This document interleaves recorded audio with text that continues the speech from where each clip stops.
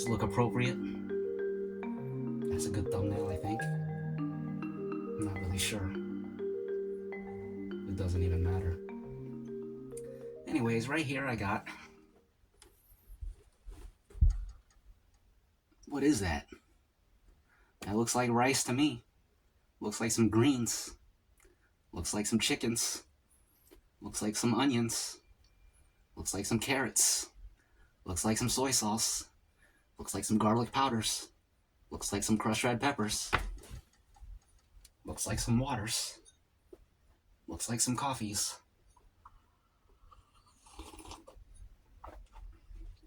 That's what it's looking like to me. How about y'all? That's different. You ever seen that? Check this out. You guys never seen that.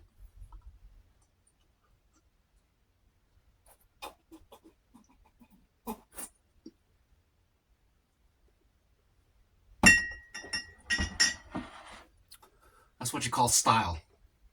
Y'all don't know about that. That's why I gotta teach you.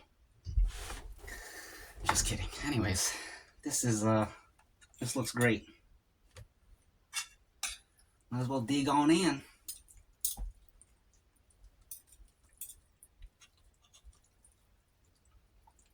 Dig in. That's what they say.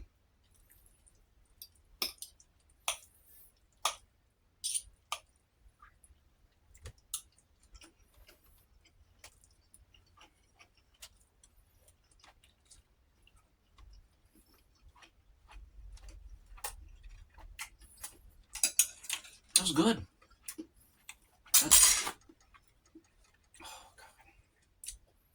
That's annoying. I got too excited.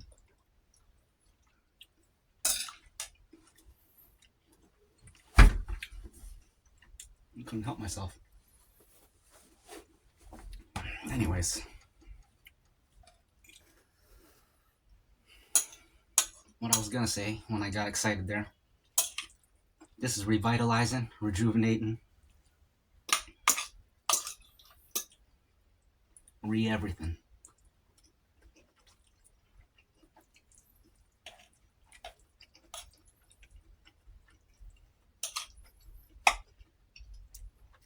Green bean.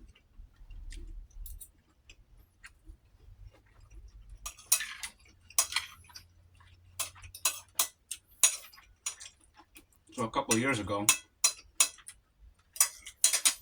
I stumbled on this one dude's YouTube channel. His name is Max Afterburner. Excuse me. Let me finish chewing.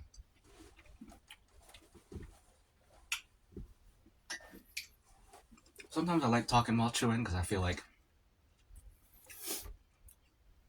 it increases the casual vibe.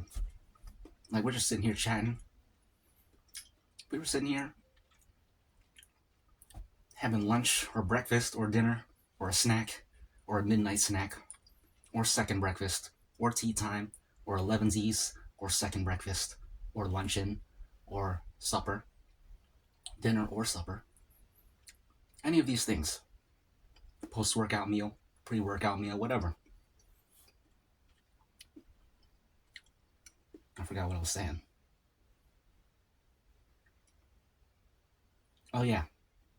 Talking while I'm chewing. It's casual. It's like we're buddies. We're chatting. We don't need to have like perfect 100% manners.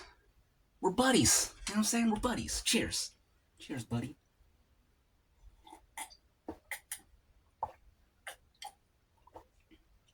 But then other times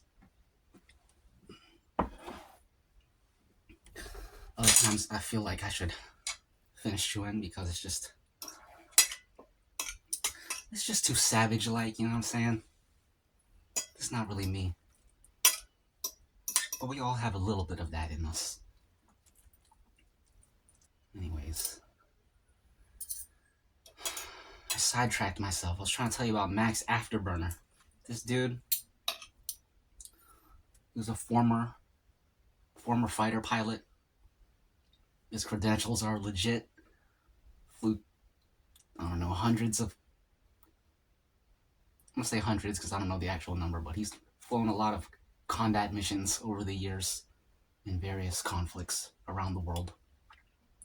And when I found his channel, he was doing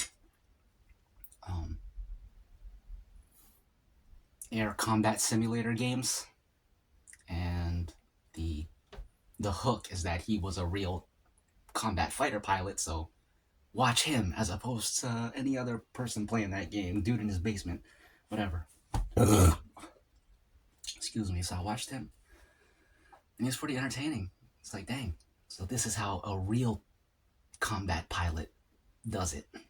It's interesting. Anyways, there was a few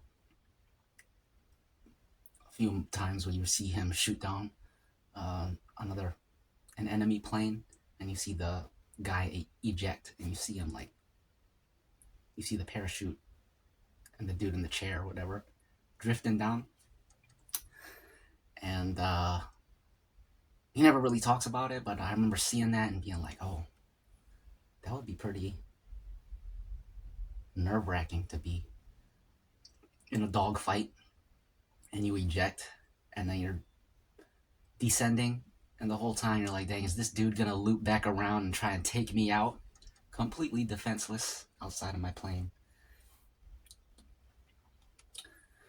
And but I didn't really think too much about it. Anyways, fast forward to years later, I stop by his channel from time to time, see what he's doing. Now he's doing like global conflict commentary, specifically focused on the air combat element. So this Iranian conflict, he's always weighing in on like the types of planes they're using, the kind of weaponry they'll have, type of tactics they're using, stuff like that. Shoot, I'm rambling.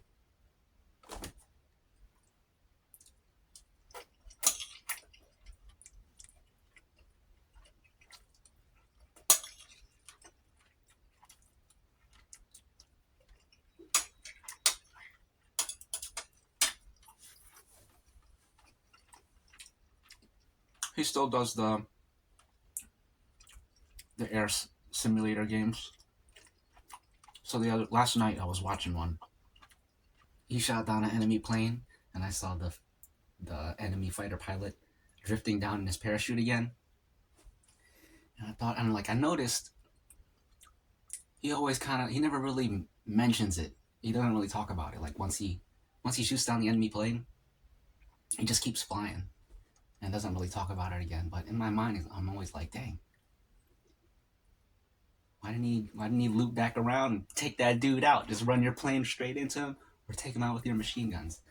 Because you know, when you're not really there, you think of all the sadistic things that you could do, or that you might do, or that somebody might do, and you have all these crazy ideas. So anyways, I looked it up. I was like, is this just a thing that so I thought about it. I was like, there's probably some kind of international law. There's gotta be. It's a war crime. You can't be. If someone ejects, you can't just kill them. There's gotta be a law against that, and there is. But I looked more into it, and it was pretty interesting. And then coincidentally, he did end up commenting on not the fighter pilot ejecting, but something that relates to this. He said, well, first of all, let me go back to the history of the law. So in World War I and World War II, there was no international Geneva Convention war laws against attacking ejected fighter pilots. But, and this is the neat thing, amongst the combatants, and this just didn't happen in the air. There's moments like this in the history of infantry too. The aerial combatants, they kind of on their own developed their own unwritten rules of what constitutes honor in combat. And it was just a thing. They understood that once the dude ejects, he's done. You don't have to go back and kill him. He's out of the fight. So I thought that was really neat, really interesting. And then once the actual law was put on paper, then that kind of just put an end to it. Because of course, you did have your exceptions. You got people who, they had friends that died and they just dead set on vengeance. And then you got your psychopaths, of course. Plenty of psychopaths in the military. But anyways, but yeah, and then of course there's other things like it's a waste of ammo. It's an unnecessary risk because they're flying over enemy territory anyways, and you're looping back around just to kill a dude who's not even a threat anymore. You're putting yourself at risk. So just for some petty vendetta, I guess you would call it. But going back to what the dude said that related to this, he said, this was after I looked everything up. He ended up saying, and this kind of ties it all together. He was like, well, first let me eat a little bit. Sorry.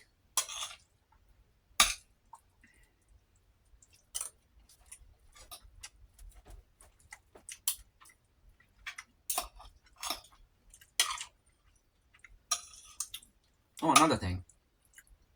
Don't worry, I didn't forget, I'm going to tell you what he said, but when I was looking up the history of like what the protocols are for ejected fighter pilots, the comparison was made to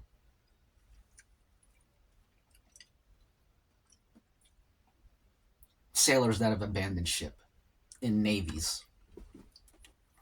So similar to the laws regarding ejected fighter pilots, they got the same thing for naval combat. If a ship has been sunk and the dudes are like in their lifeboats or in their life jackets just floating in the water, you can't kill them. That's a war crime. They're considered non-combatants at that point because they're out of the fight. So that's a parallel example. I thought that was interesting. I didn't know that either. If you guys are in the Navy, you probably already knew that.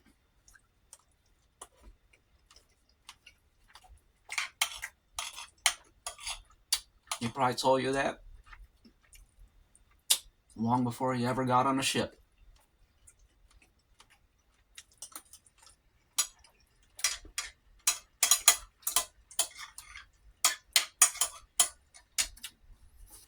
Anyways, going back to what Max Afterburner was saying.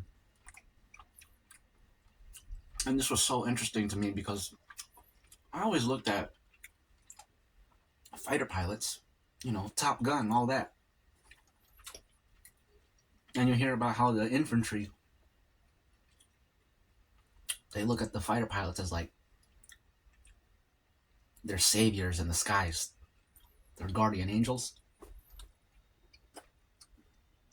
Because they be getting them out of the pinch a lot. So you think these dudes are the real killers out there. They call them in to like really, when they really want to mess some stuff up. But Max Afterburner, he completely blew my mind with what he said. He was saying that like, and this goes back to what we were saying before about ejected fighter pilots. Max Afterburner said that he never really liked killing people. He doesn't like killing people. And yet he's this like highly decorated fighter pilot. And he said he became a pilot because he didn't like killing people. Because when you're in the plane, it's different. He didn't use this as his example, but this is the example I'm going to give you. dogfighting, which is two fighter planes doing their dance in the sky trying to take each other out. I remember I used to look at that as like, that's the craziest life or death. That's basically like cowboys doing a standoff, dueling. You're shooting anybody could win. It's 50-50. Whoever gets the shot off first. That's how I always looked at it. Like, man, that's one of the deadliest, gnarliest, craziest things you could do, dogfighting. But apparently, it's not. It's not like that. So, Max Afterburner. Well, actually, let me tell you my example. It's actually more like medieval jousting. In fact, it's almost exactly like medieval jousting, except the modern form of it. So in jousting, you got the knights, they're all suited up, heavy gear, they're on their horses. The horses is the equivalent of the plane. And the whole idea is that they just charge at each other and try to knock the other dude off his horse. And once whoever gets knocked off the horse, the other dude wins. And that's the end of the contest. He won. He beat you. He was better. Apparently, dogfighting is like that. And it's like it's an understood thing between enemy pilots. It's like, we're trying to take each other out. But once you eject, it's over. I took you off your horse, and maybe someday you get back. Well, not maybe, definitely. Next week, next month, you hop back on another horse. And meet me out here. We can do it again, you know? And they say, like, there are times when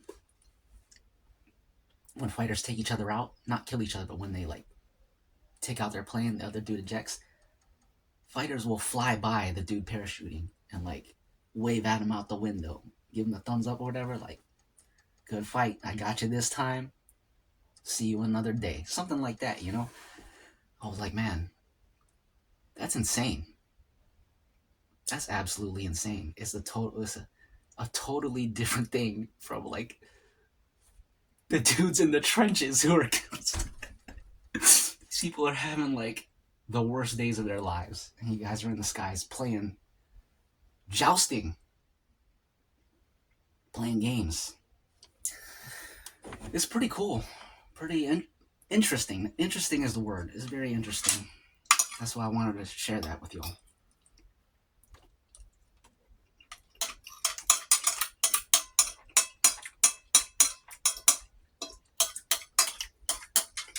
Of course, that doesn't mean it's not dangerous at all.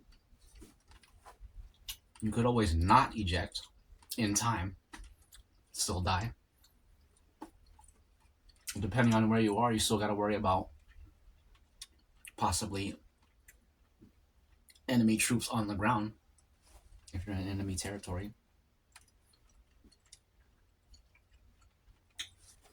But yeah, that's interesting stuff, man. It really makes me wish that Hollywood or even Netflix, that's an unexplored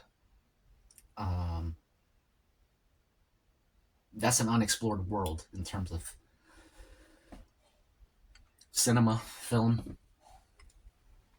You've never seen that really put on the screen. That aspect of combat pilots and how they see it. My whole view of it was just Top Gun, you know? I think that's what most people think of it as. Is Top Gun out here.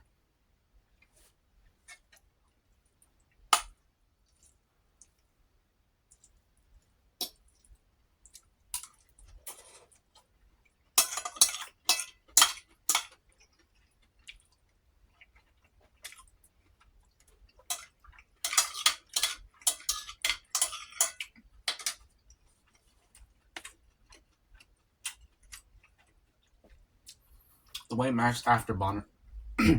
Max Afterburner worded it, he compared downing a fighter plane as slaying the dude's steed, his horse, you know? He didn't kill him, he killed his horse, which was his goal the whole time. Which is the goal the whole time. So yeah, that's pretty cool. I'm kind of talking in circles now. So I gotta change the subject.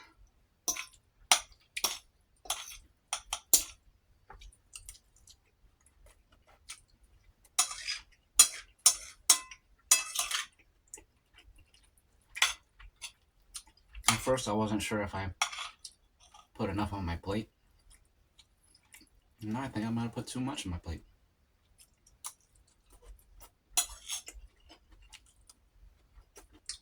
Cheers.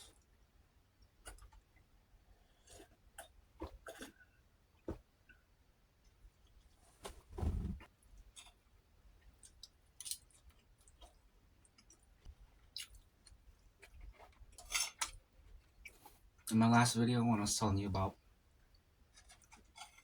all the different genres of films that I like, one that I forgot to mention, maybe a couple, but documentaries. I like documentaries sometimes. Historical pieces, period pieces, I think they call them. I like those. Braveheart, Last of the Mohicans, The Patriot. There's a lot of them. The Last Samurai. It goes on and on. Oh, excuse me. Excuse me. Have you guys seen Collateral? With Tom Cruise and Jamie Lee Fox?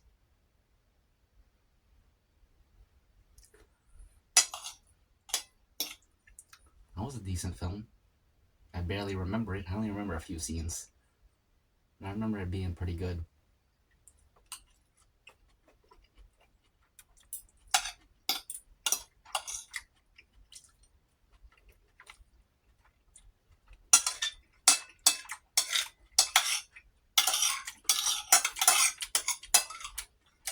You know what movie? What movie I want to rewatch?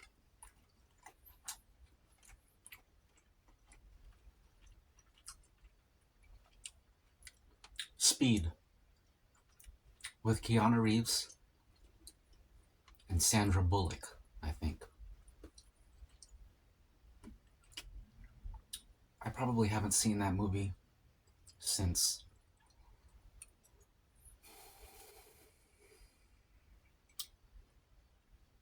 probably not since like 1995, maybe 96.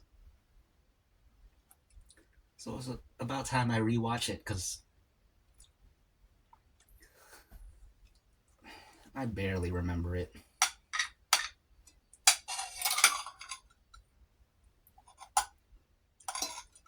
It's been so long that when I watch it, I already know it's gonna be like,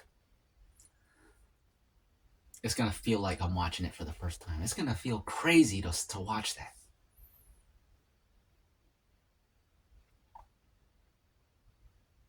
Now I really want to watch it.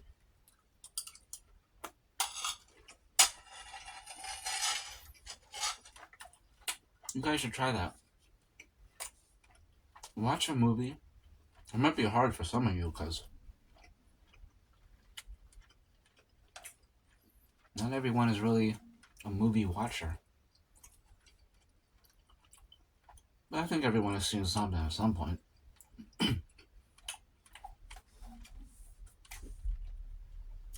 Anyways, you guys should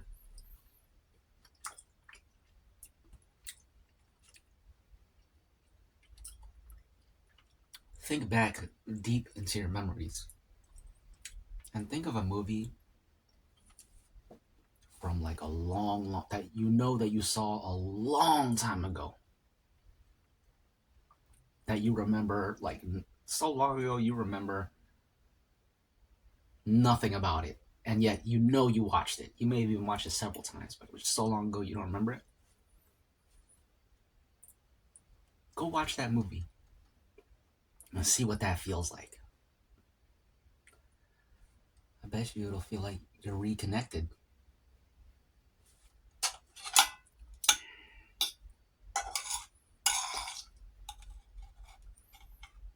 Gotta love reconnecting.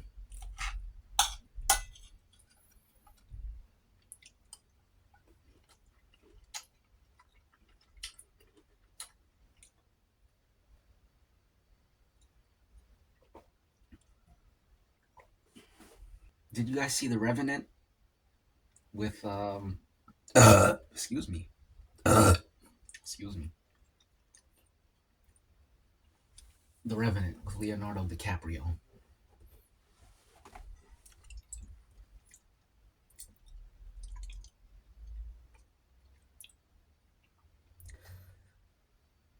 That was a good movie. I liked that one.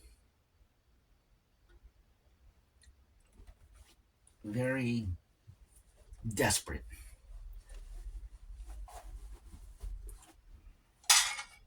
That's the word I would describe the film with. Desperation.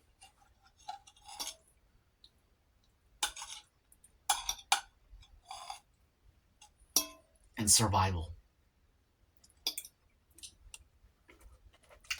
That's another historical period piece.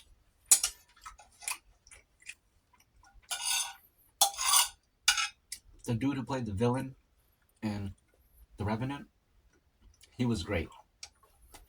You absolutely hated him. Other great villains, Joaquin Phoenix in Gladiator. That was a good villain too. You hated him. The dude who played Amon Goth in Schindler's List. That was a good villain. I forget his name. He's a famous actor. Ralph Fiennes, that's his name. Ralph Fiennes, or Fiennes.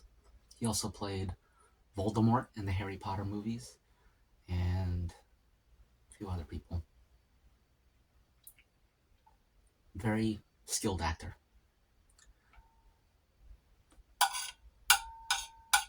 Gary Oldman, he's another one. Plays great villains.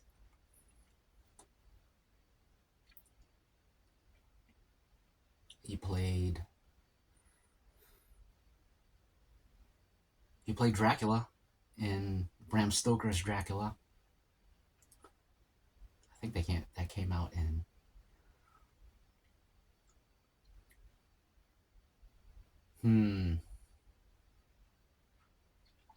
I want to say 94. That has Keanu Reeves too. And it has Winona Ryder. I think. Yeah. Keanu Reeves and Winona Ryder.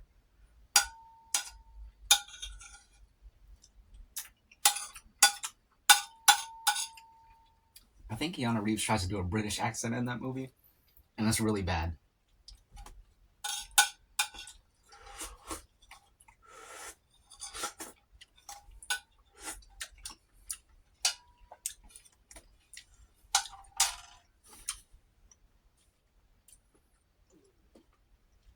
There's this other movie, I think K-19, The Widowmaker. You got Harrison Ford trying to do a Russian accent because he plays a Russian character, and it's really bad. But not bad enough to ruin the movie or anything like that. It's just one of those things where it's like, you're Harrison Ford and you are straight up American, and I can hear it in every word you say, and I'm not buying for a single second that you're a Russian dude. That's what it felt like. But that was a good movie. I liked it. Liam Neeson is in that also. What else? I guess that's it. Dang, I'm talking too much. It's 34 minutes. Looks like it's going to be a long one. But that's how it goes sometimes, right? That's how it goes sometimes. Speaking of times, it's coffee time.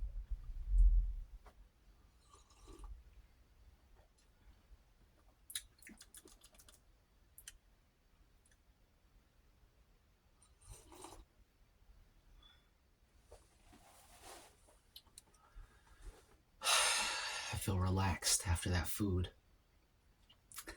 It's probably the fats. The fats relax you. And there was plenty of chicken fats in there.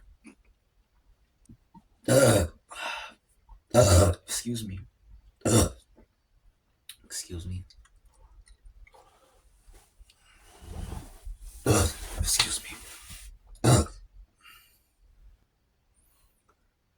To World War III? Destruction, havoc, chaos.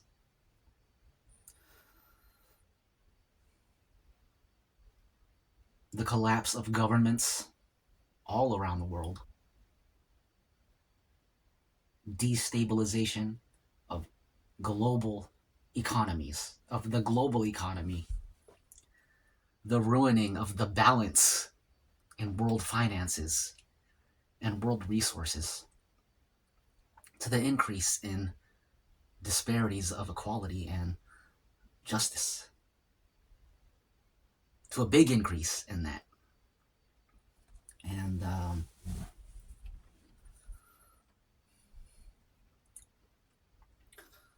to the extermination of all the filth and scum in this world.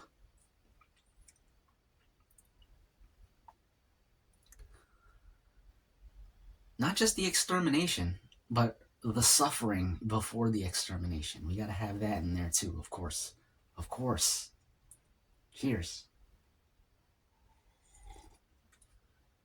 This one is for a spike in religious division all around the world.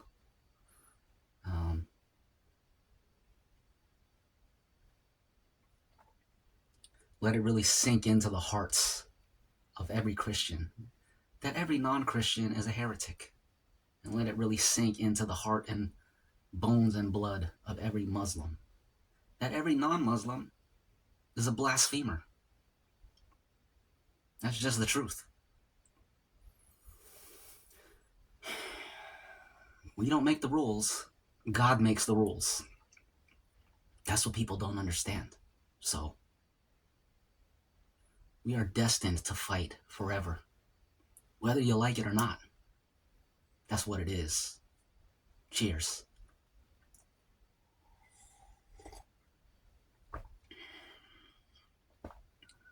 May the waves of immigration continue to break the backs of every economy in Europe. Let them all collapse. Collapse the healthcare, collapse everything. The whole infrastructure, all the resources. I think we've done enough. Might as well say goodbye.